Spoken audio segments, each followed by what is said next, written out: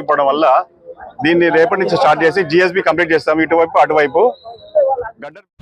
అందరికీ ఎట్కేసర్ గ్రామ ప్రజలందరికీ నమస్కారాలు. నిన్న ఏదైతే ఈ ఫ్లైఓవర్ బ్రిడ్జ్ విషయంలో కాంగ్రెస్ పార్టీకి సంబంధించిన లోకల్ లీడర్లు అందరూ పెద్ద ఎత్తున వాళ్ళు విచ్చేసి వాళ్ళ అధికారులను ఆర్ఎన్బి అధికారులను తీసుకొచ్చి రేపే పని ప్రారంభిస్తున్నాము. ఎల్లుండి నుంచి విజయవాడకి వెళ్ళి అక్కడికి వెళ్ళి లేబర్ వస్తున్నారు.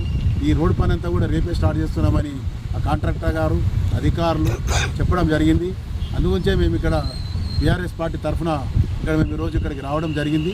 మా ఎమ్మెల్యే గారు కూడా మాకు ఆదేశించిండు, పోయి మీరు అక్కడ చూడండి, పనులు చూడండి, ఎవరిది ఎంతవరకు అవుతున్నాయి, ఏం జరుగుతున్నాయి పనులు అని చూసి కూడా అతను చెప్పమని రిపోర్ట్ కూడా ఇవ్వమని చెప్పిండు.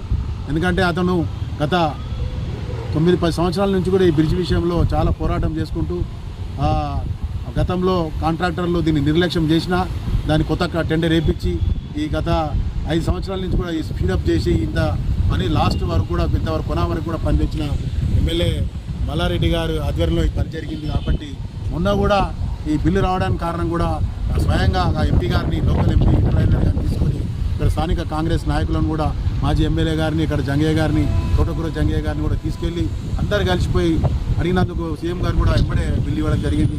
కానీ కాంట్రాక్టర్ గారు గత 3 నెలల నుంచి కూడా డబ్బులు బిల్ తీసుకొని ఇక్కడ పనిచేయడం లేదు.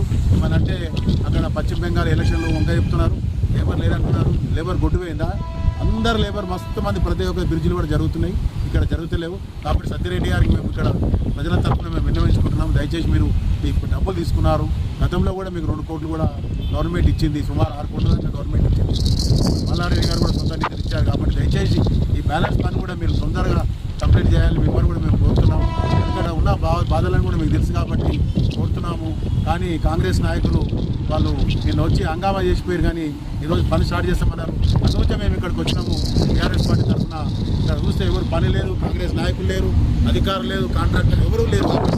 దయచేసి మీరు అధికారులకు చెప్తున్నాను, నేను ఆర్ఎన్బి అధికారులకు మీరంతా పూర్తిగా మాటలు, వాళ్ళ కాంగ్రెస్ మాటల నమ్మకాన్ని మీరు కాంట్రాక్టర్ గారిని సీరియస్గా పిలుచుకొని మీ ఆఫీస్కి పిలుచుకొని వాళ్ళని సీరియస్గా అడిగి దగ్గరుండి మీరు పనిచేసిన కోరుతున్నాము.